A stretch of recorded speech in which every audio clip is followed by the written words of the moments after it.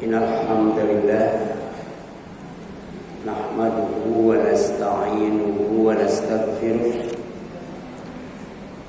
wa na'udzu billahi min shururi anfusina wa sayyiati a'malina may yahdihillahu fala mudilla lahu wa may yudlil fala hadiya lahu wa asyhadu an la ilaha illallah wahdahu la syarika lahu wa asyhadu anna Muhammadan abduhu wa rasuluh.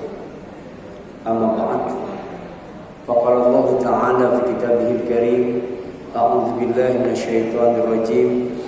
Ya ayyuhalladzina amanu taqullaha haqqa tuqatih wa la tamutunna illa wa antum muslimun. Wa qala Rasulullah sallallahu alaihi wasallam, ittaqillaha haitsu ma kunta wa atbi'is sayyi'atal hasanata tamhuha wa khaliqin nas bi khuluqin hasan. Ikhwata iman, ikhwan dan akhwatillah, jemaah silaturahim dan thalabul ilmi Masjid Ihya Sunnah yang dirahmati dan dimuliakan oleh Allah Subhanahu wa taala. Alhamdulillah, untuk kesekian kalinya Allah masih memudahkan dan meringankan langkah kaki kita dari rumah kita masing-masing menuju rumah Allah Subhanahu wa taala untuk mendapatkan wasilah berupa rizki yang luas, umur yang panjang, dosa yang diampuni, kesalahan yang ditutupi, derajat yang diangkat, serta kemudahan dalam menempuh jalan menuju surga yang dijanjikan olehnya. Materi atau tema kajian kita pada malam ini adalah ada apa dengan surat Al-Fatihah. Ada 10 poin penting yang terdapat dalam surat Al-Fatihah. Yang pertama adalah basmalah. Bismillahirrahmanirrahim. Dengan menyebut nama Allah yang Maha Pemurah atau Maha Pengasih lagi Maha Penyayang. Ini adalah perintah dari Allah SWT kepada hambanya untuk mengawali atau membuka aktivitas dengan basmalah atau bismillah. Mengawali atau membuka aktivitas dengan bismillah dijamin mendapatkan 3 kebaikan. Yang pertama adalah maghfirah, ampunan dari Allah Subhanahu wa taala. Insyaallah akan aman dari bencana, aman dari azab. Kemudian yang kedua akan mendapatkan rahmat Allah Subhanahu wa taala. Insyaallah selamat masuk surga, selamat dunia akhirat. Dan yang ketiga akan dijauhkan dari azabnya. Perintah Allah kepada Nabi Nuh alaihissalam misalnya, Nabi Nuh menyeru kepada umatnya, waqala irkabu, hendaklah kalian naik fiha, ke dalam perahu, bismillah, dengan mengucapkan bismillah, majroha wa mursaha, tempat berlayar dan berlaut. Inna rabbi laghafurur rahim, sesungguhnya Rabbku Maha Pengampun lagi Maha Penyayang. Ternyata basmalah itu ada kaitannya dengan rahimnya Allah. Basmalah itu ada kaitannya dengan maghfirah Allah Subhanahu wa taala. Bahkan dalam ayat pertama ada kaitannya dengan Ar-Rahman Ar-Rahim, Maha Pengasih dan Maha Penyayang. Jadi setiap aktivitas yang kita lakukan, baik ibadah maupun amal saleh, insyaallah dijanjikan rahmat Allah, dijanjikan maghfirah Allah Subhanahu wa taala. Dan ternyata betul, semua yang ada di dalam perahu Nabi Nuh bukan hanya binatang, tapi semua manusia yang ada di dalamnya termasuk Nabi Nuh itu selamat berlabuh di Bukit Jud. Sementara anaknya, walaupun anak kandungnya oleh Allah tidak diakui sebagai keluarga Nabi Nuh, dan dia termasuk orang yang tertinggal karena dia salah fokus, salah meyakini. Dia ketika disuruh naik ke atas perahu, dia punya keyakinan kalau naik ke atas gunung yang paling tinggi maka air tidak akan sampai. Padahal bencana waktu itu adalah banjir yang paling besar, banjir yang paling tinggi. Semua air yang ada dari dalam bumi dinaikkan ke atas, dan semua air yang dari langit diturunkan ke bawah. Harun Yahya mengatakan seandainya semua air yang ada di dalam bumi dinaikkan ke atas, maka semua gunung yang paling tinggi akan terendam. Apalagi ditambah dengan air yang diturunkan dari langit.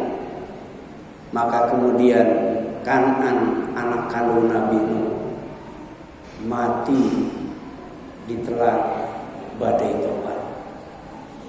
Kemudian yang selanjutnya, jadi orang yang mendapatkan maghfirah dan rahmat Allah, aman dari neraka dan selamat masuk surga. Demikian pula dengan surat Nabi Sulaiman alaihissalam kepada Ratu Bilqis, penguasa negeri Saba. Isi surat Nabi Sulaiman ketika mendakwahi Ratu Bilqis untuk masuk Islam, dinyatakan oleh Ratu Bilqis sendiri, qalat, dia berkata, ya ayyuhal mala, wahai para pembesar, wahai para pengagung, inni ulqiya ilayya kitabun karim. Aku mendapatkan surat yang dilemparkan oleh seekor burung, surat yang mulia. Innahu, sesungguhnya surat itu min Sulaiman, dari Sulaiman. Wa innahu, dan sesungguhnya di dalam surat itu diawali dengan kalimat Bismillahirrahmanirrahim. Setelah itu Nabi Sulaiman menyampaikan isi pesan dari surat itu, alla ta'lu alayya wa'tuni muslimin. Kalian semuanya jangan sombong ketika berhadapan dengan aku. Jadi Nabi Sulaiman itu bukan hanya kaya raya, kekuasaannya luas, tapi juga seorang nabi yang merangkap sebagai dai. Dengan kekayaannya, dengan ilmunya, dengan jabatannya, dia gunakan seluruh hidupnya untuk mendakwahkan Islam. Ketika mendapatkan laporan dari burung hudud bahwa ada satu tempat dipimpin oleh seorang wanita yang sehari-hari yang menyembah matahari, Nabi Sulaiman tidak tinggal diam, langsung kirim surat yang isi pesannya, alla ta'lu alayya wa'tuni muslimin. Kalian semuanya jangan sombong kepada aku. Kalian harus datang kepadaku dalam keadaan Islam. Inilah kalau kekuasaan digunakan untuk dakwah, kekayaan digunakan untuk dakwah, ilmu digunakan untuk dakwah. Contohnya adalah Nabi Sulaiman alaihissalam. Dan apa yang terjadi? Dakwahnya sukses. Karena dasarnya adalah basmalah, dengan menyebut nama Allah. Niatnya ikhlas, bukan karena apa-apa, bukan karena kepentingan. Dan Ratu Bilqis pun dapat hidayah, jadi mu'alaf, masuk Islam. Kalau dia berkata, Robbi inni dzalamtu nafsi, ya Allah, sesungguhnya aku telah berbuat dolim kepadaku, melakukan kemaksiatan, melakukan kesyirikan, bukan menyembah engkau tapi menyembah matahari. Wa aslamtu, dan aku sudah Islam, aku sudah masuk Islam ma'a Sulaiman, bersama Nabi SAW, Nabi Sulaiman alaihissalam, lillahi, lagi-lagi karena Allah. Bukan Sulaiman kekayaannya berlimpah, bukan Sulaiman kekuasaannya tidak hanya menguasai bangsa manusia, tapi juga menguasai bangsa jin dan bangsa binatang. Bukan karena itu, tapi lillahi rabbil alamin, karena Allah Rabb semesta alam. Ini An-Naml ayat 44. Demikian pula dengan surat Rasulullah SAW kepada para penguasa dan pembesar dunia waktu itu. Padahal beliau belum jadi raja, belum jadi presiden, tapi ketika itu dia sudah aktif mendakwahkan Islam. Bukan hanya ke kalangan bawah, ke kalangan menengah, tapi juga ke kalangan atas, sampai kepada raja-raja yang hidup waktu itu. Isi surat Salam mendakwakan Islam kepada semua raja dan para pembesar. Ternyata sama dengan Nabi Sulaiman AS. Diawali dengan Bismillahirrahmanirrahim. Min Muhammadin, dari Muhammad, Abdillah wa Rasulihi, hamba Allah dan Rasulnya, ila Hirqala azimir Rum, yang ditujukan kepada Heraklius, raja pembesar penguasa Romawi. Apa isi suratnya? Diawali dengan doa, salamun ala manittaba'al huda. Jadi kalau dakwahnya kepada sesama muslim, doanya assalamualaikum warahmatullahi wabarakatuh. Setelah basmalah, setelah bismillahirrahmanirrahim, salamun ala manittaba'al huda. Kenapa? Karena yang didakwahnya non muslim.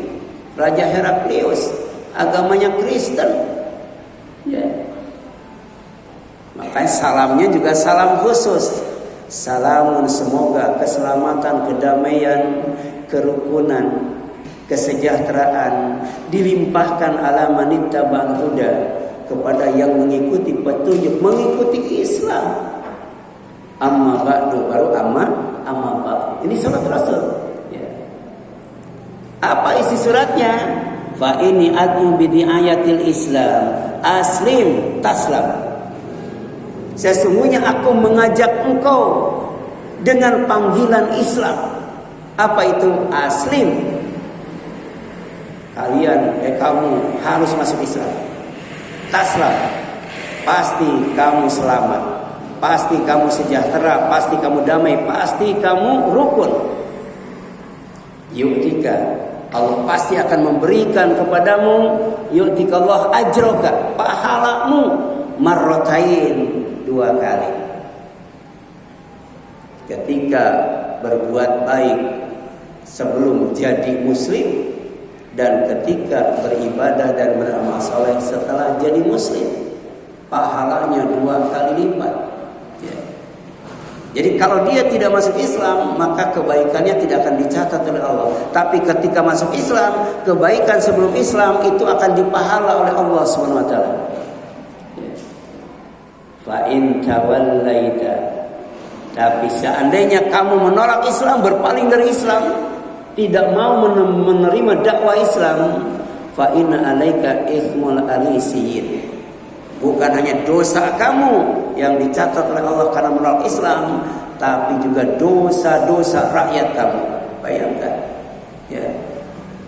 Inilah seandainya orang non-muslim masuk Islam, keutamaannya dia akan mendapatkan 2 pahala. Tapi kalau dia jadi pejabat, jadi penguasa, kemudian menolak Islam, anti-Islam, alergi Islam, fobi Islam, benci Islam, bukan hanya dirinya yang akan dicatat dosanya, tapi semua rakyatnya dosanya akan dilimpahkan kepadanya. Na'udzubillah min dzalik. Kemudian yang selanjutnya, mengucapkan basmalah adalah wujud ketawakalan dan bentuk kepasrahan kepada Allah SWT yang menjanjikan 3 kebaikan. Pertama, hidayatullah, hidayah Allah. Yang kedua, kifayatullah, kecukupan dari Allah SWT. Dan yang ketiga, wiqayatullah, tawakal kepada Allah, pasrah dan tunduk kepada Allah, tapi diawali dengan basmalah. Maka oleh Allah pertama akan dibimbing, akan ditunjukkan, akan diantarkan, akan disampaikan kepada apa yang diinginkan dan dicita-citakannya. Sukses, nggak bakal gagal. Ya. Setiap aktivitas yang diawali dengan basmalah tidak akan gagal. Sebagaimana disabdakan oleh Rasulullah, ini kebetulan acak-acakan ya. Jadi idza apabila kharaja keluar ar-rajulu seseorang min baitihi dari rumahnya faqala kemudian dia mengucapkan bismillahi dengan nama Allah. Tawakkaltu aku tawakal Allah kepada Allah. La haula wala quwata illa billah, tidak ada daya, tidak ada kekuatan kecuali dengan daya dan kekuatan Allah. Qala Rasul bersabda, yuqalu dikatakan lahu kepadanya, qad hudita wa kufita wa wukita. Sungguh kamu telah mendapatkan hidayah dari Allah. Sungguh kamu mendapatkan kifayah dari Allah dan sungguh kamu mendapatkan wiqayah dari Allah. Ya, dibimbing, dicukupkan, kemudian dilindungi oleh Allah SWT. Insya Allah hidupnya sukses, ya, hidupnya serba cukup dan hidupnya aman dan selamat sampai kembali ke tempat tujuan. Ini jaminan Rasul yang tidak pernah bohong. Dan dalam waktu yang sama, setan nggak berani dekat. Setan menjauh. Kalau orang keluar rumah baca Bismillah, tawakkaltu ala Allah, la haula wala quwata illa billah, setan menjauh, nggak berani dekat itu. Ya. Kalau mau tidur baca ayat kursi, nggak bakal berani dekat. Setan itu jauh tapi ada di kamar kita. Cuman ada expirednya sampai subuh. Kalau subuh nggak bangun-bangun, nah setannya bukan hanya tetap ngencingin telinganya.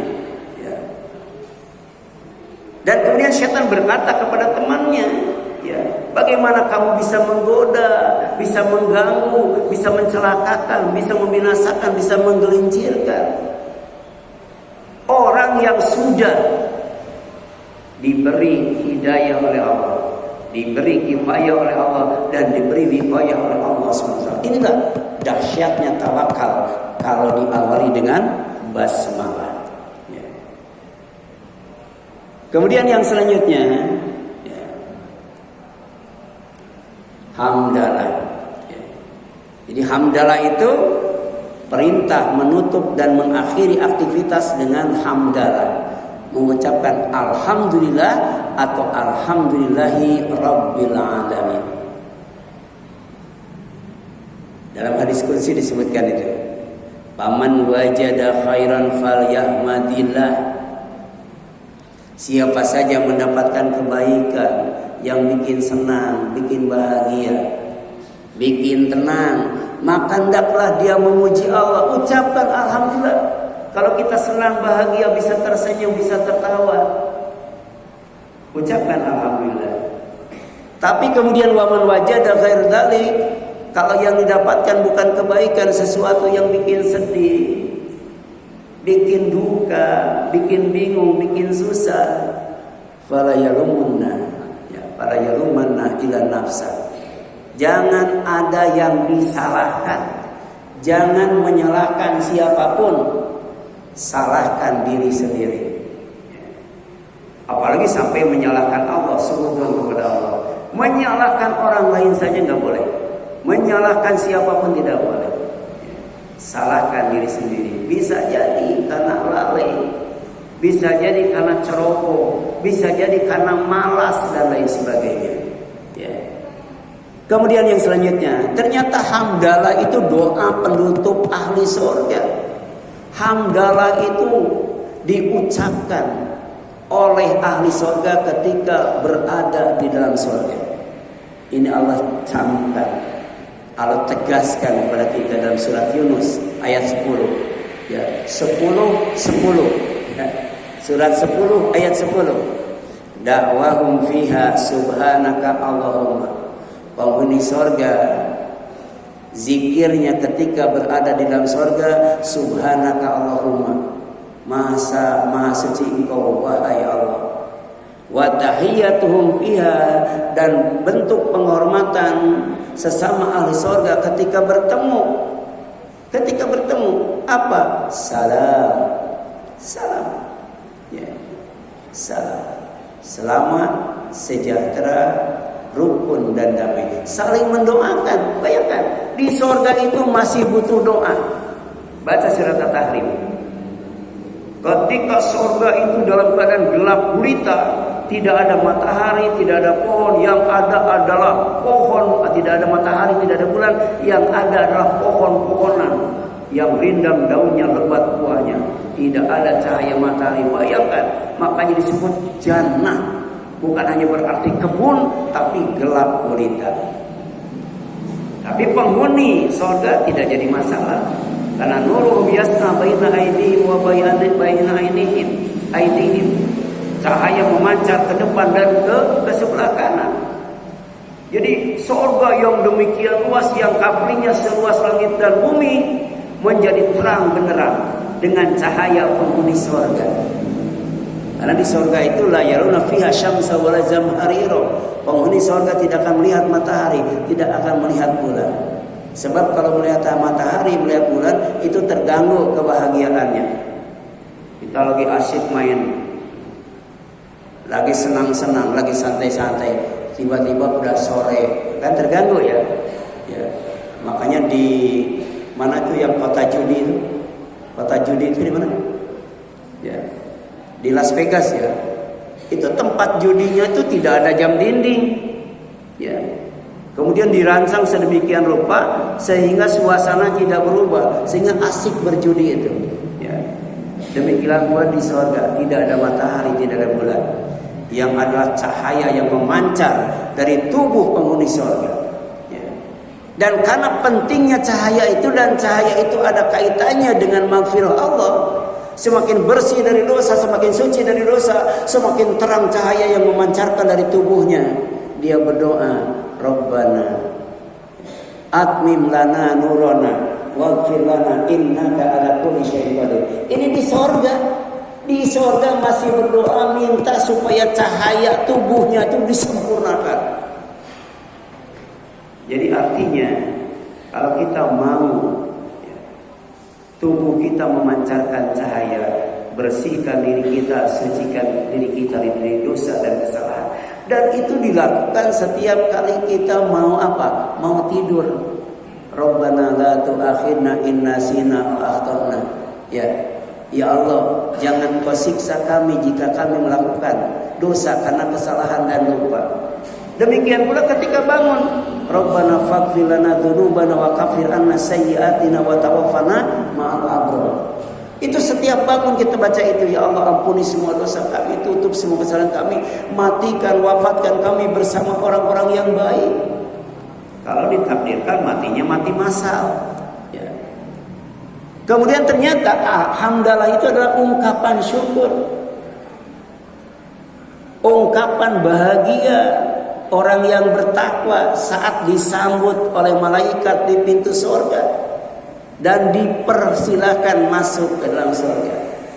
Kalau orang kafir diseret ke neraka jahanam, tapi orang yang bertakwa dikawal, diantarkan sampai pintu surga. Karena di pintu surga sudah ada malaikat penjaga surga yang siap menyambutnya dengan ramah, dengan sopan, dengan santun.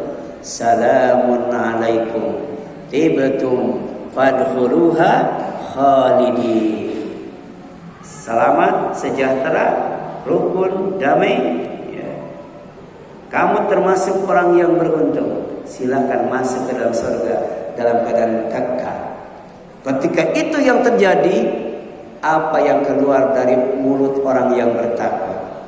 Alhamdulillahilladzi sadaqana wa'da wa awrathana al-ardha natabawwa'u minal jannati haitsu nasya fa ni'ma ajrul amilin.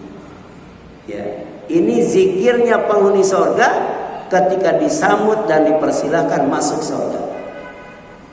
Mereka berkata, segala puji bagi Allah yang telah memenuhi janjinya kepada kami dan telah memberikan tempat ini kepada kami, sedang kami diperkenankan menempati surga di mana saja yang kami kehendaki. Maka surga itulah sebaik-baik balasan bagi orang yang beramal. Kalau kita sholat, kemudian kita sehat, kita saum, kemudian kita sehat, itu adalah balasan dari Allah Subhanahu wa ta'ala. Tapi ketika kita sholat masuk surga, kemudian kita saum masuk surga, itulah pahala yang terbaik bagi orang yang bertakwa. Karena semua ibadah secara umum dan semua ibadah secara khusus ditutup dengan kalimat la'allakum tattaqun, agar kalian menjadi orang yang bertakwa.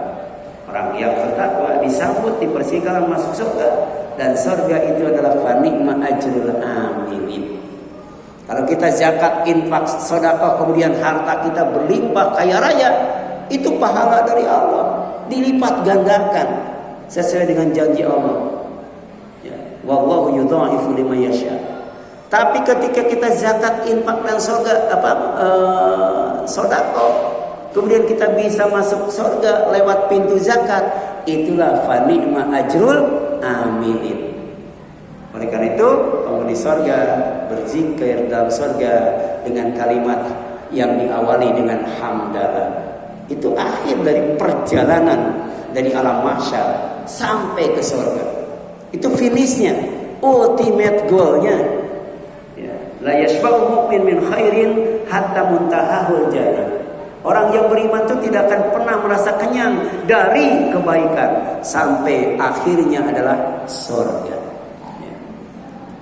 Kemudian rahmatullah, ini erat kaitannya dengan dua nama Allah, Asmaul Husna, yaitu Ar-Rahman Ar-Rahim. Dalam surat Al-Fatihah disebut dua kali. Pertama digandengkan dengan basmalah. Jadi basmalah itu, Allah itu kenapa kita jadikan startup kita? Karena Allah itu Ar-Rahman Ar-Rahim, Maha Pengasih, Maha Penyayang. Ya. Kemudian juga disebut secara tersendiri dalam ayat ketiga Ar-Rahman Ar-Rahim, yaitu pemilik rahmat yang sangat luas. Bukan hanya materi itu. Al-Quran itu rahmat Allah, Rasulullah itu rahmat Allah, bahkan hujan itu rahmat Allah. Luas banget. Dan yang 1% itu selain Al-Quran, Rasulullah dan hujan, itu dibagikan kepada semua makhluknya. Tapi ada fadlullah, sisa lebih yang kita mintakan ketika kita keluar dari masjid. Allahumma inni as'aluka. Kita minta rahmat Allah yang 99%. Apa itu? Ar-Rahman Ar-Rahim, ya daimur rahmah, rahmat Allah yang tetap, itu surga. Sebab orang tidak mungkin masuk surga kalau tidak dapat rahmat Allah SWT. Orang tidak mungkin menikmati fasilitas yang ada di surga kalau tidak mendapatkan fadlullah. Makanya fadlullah wa rahmatuhu selalu digandengkan. Ya. Jadi orang masuk surga itu kata Rasul bukan karena amalnya. Wala anta ya Rasul, apakah amal engkau juga tidak akan masukkan engkau ke dalam surga? Wala anna kata Rasul. Demikian pula.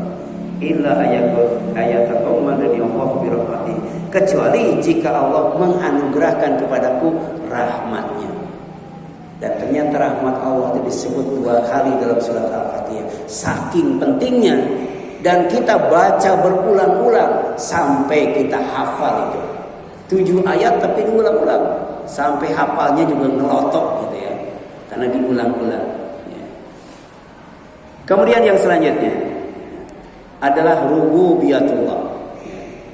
Ini secara khusus akan kita kaji nanti ya. Jadi rububiyatullah yang diperlihatkan itu ada khusus itu ya. Dan ternyata rububiyatullah itu ada di dalam surat Al-Fatihah ketika mengucapkan alhamdulillahi rabbil alamin. Kenapa Allah layak dipuji? Kenapa Allah pantas dipuji? Kenapa Allah wajib dipuji? Karena Allah itu Rabbul Alamin, yang Dia ciptakan, yang Dia jaga, yang Dia urus, yang Dia pelihara, bahkan yang Dia atur, bukan manusia saja, tapi semesta alam, langit, bumi, matahari, bulan, bintang, awan, angin, air, api, semuanya, jin, malaikat, surga, neraka, diurus oleh Allah Subhanahu wa ta'ala. Makanya kalau kita yakin Allah itu Rabbul Alamin, kita nggak bakal putus asa ketika menghadapi musibah yang tidak menyenangkan. Kita tidak akan putus asa, tidak akan panik ketika menghadapi penyakit, Kenapa? Karena ada Allah di balik itu, sebagai pencipta, sebagai penjaga, pemelihara, ya, sebagai pengurus dan sebagai pengatur. Makanya doanya juga menyebutkan Rob, Allahumma Robban nas mudhibal ba'si adhibil ba'sa anta syafi la syafi'a illa anta syifaan la yughadiru saqama.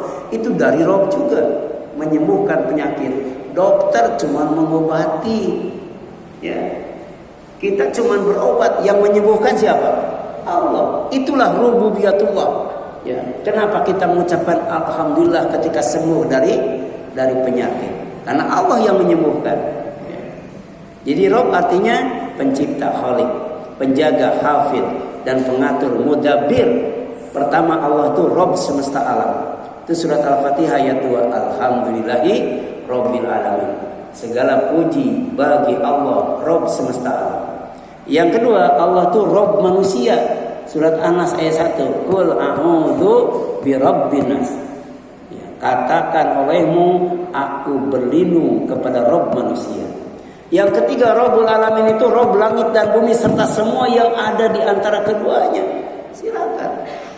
Ya, yang ada di antara keduanya, manusia, ya, itu kulitnya macam-macam, bahasanya macam-macam, ya, rambutnya juga macam-macam, ya. Demikian pula yang lainnya. Itu yang namanya kepiting. Yang namanya kepiting itu ada 6.000 macam.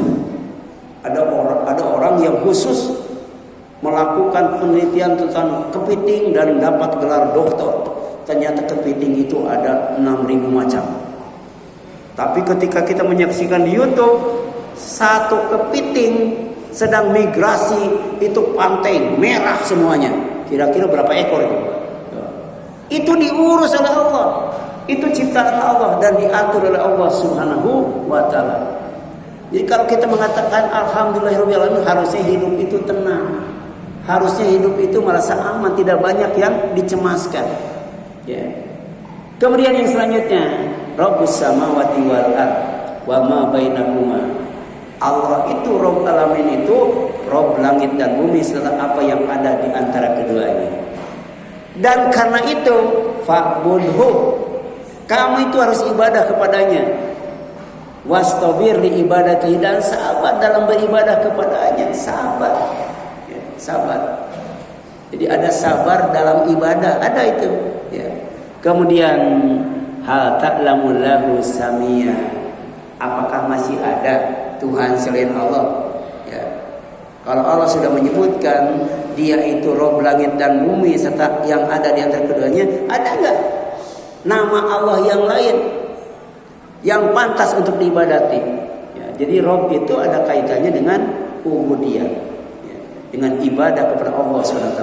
Makanya ujungnya iyyaka na'budu wa iyyaka nasta'in.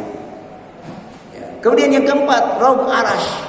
Rabb Arasy yang sangat besar sekali. Dan Arasy itu adanya di atas surga. Dan surga itu adanya di atas air yang ada di bawah Arasy. Sementara di bawah Arasy juga ada, di bawah surga juga ada air. Tajri min tahtihal anhar. Kira-kira adem nggak tinggal di surga? Ya. Di bawah air, di atas air. Wa taral malaikata hafina min haulil arsy. Surga yang paling tinggi yang ditempati oleh Rasulullah, engkau akan melihat malaikat mengelilingi Arasy sambil bertasbih dan bertahmid. Bayangkan ini. Ya. Karena surga itu adanya di tempat yang paling tinggi. Makanya digambarkan surga itu adanya di bawah Arasy, di atas sungai yang tajri min tahtihal anhar. Gambaran betapa sejuknya, betapa ademnya tinggal di atas surga. Allahu la ilaha illahu, kata Allah. Allah adalah Tuhan yang tidak ada Tuhan yang pantas untuk diibadati kecuali Dia. Kenapa? Rabbul Arsyil Azim.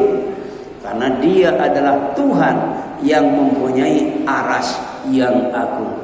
Jadi langit dan bumi kalau dibandingkan dengan Arasy nggak ada apa-apanya itu. Bumi dibandingkan dengan matahari nggak ada apa-apanya. Manusia dibandingkan dengan bumi nggak ada apa-apanya. Tapi ternyata makhluk yang paling sombong itu manusia. Ya. Antum asyadu khalqan amis sama banaha. Kalian yang paling hebat atau langit yang telah Allah bangun? Ya, itu pertanyaan Allah. Ya.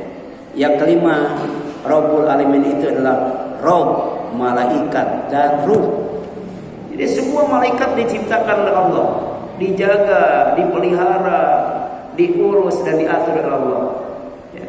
Demikian pula ruh itu juga adalah Rabbnya Allah Subhanahu wa ta'ala. Dan ini dibacakan ketika kita sujud.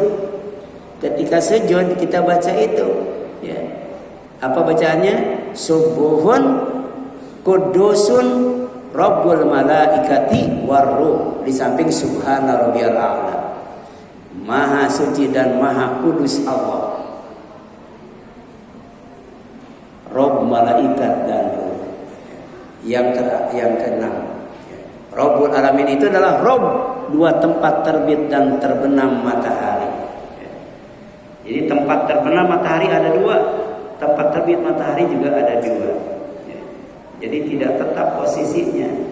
Kadangkala Jakarta itu panas banget, kadangkala dingin banget, kadangkala panas dingin.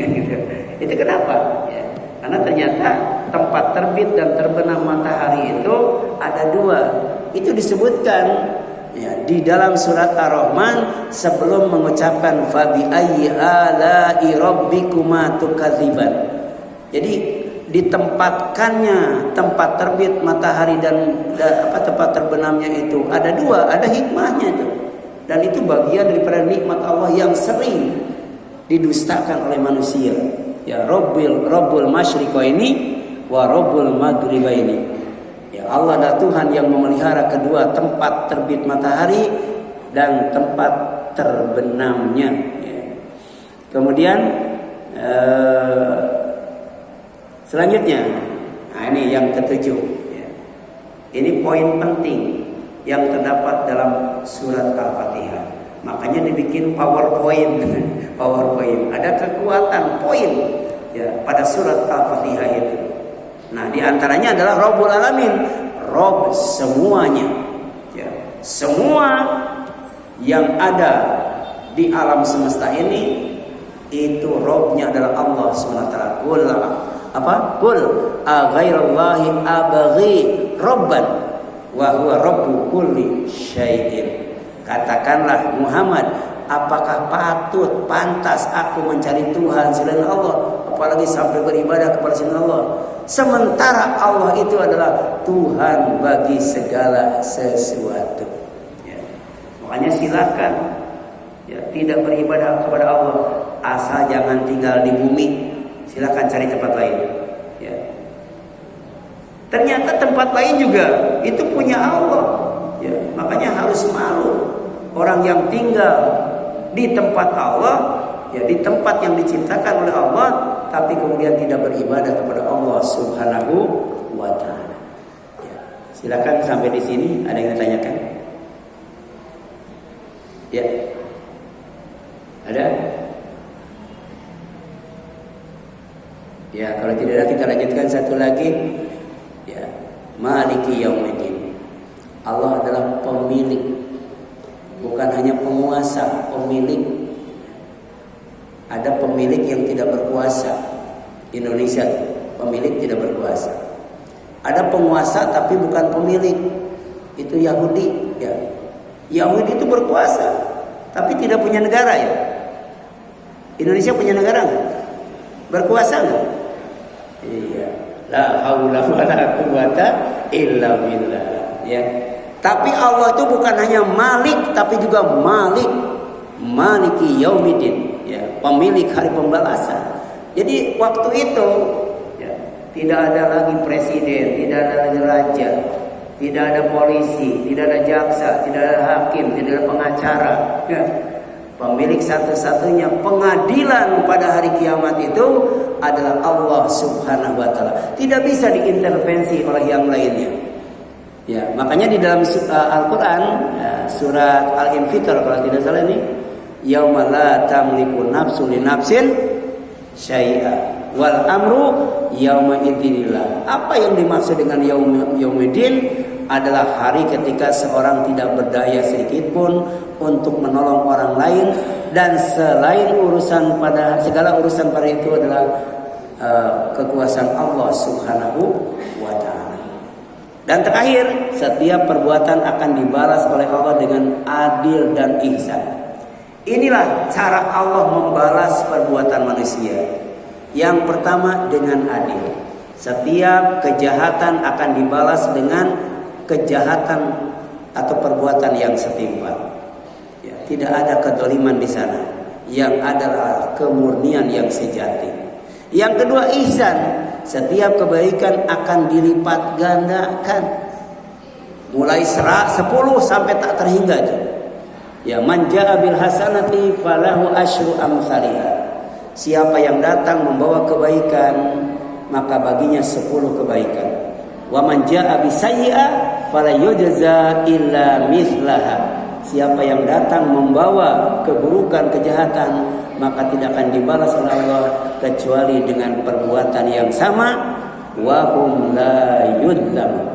Dan mereka tidak akan dianiaya, dikurangi sedikit pun. Wallahu. Itu barangkali ya. Kalau tidak ada pertanyaan yang dapat disampaikan, mudah-mudahan bermanfaat bagi kita sekalian. Mohon maaf apabila ada kesalahan Quran. Aku qouli hadza wa astaghfirullah lakum wal afu minkum. Wassalamualaikum warahmatullahi wabarakatuh.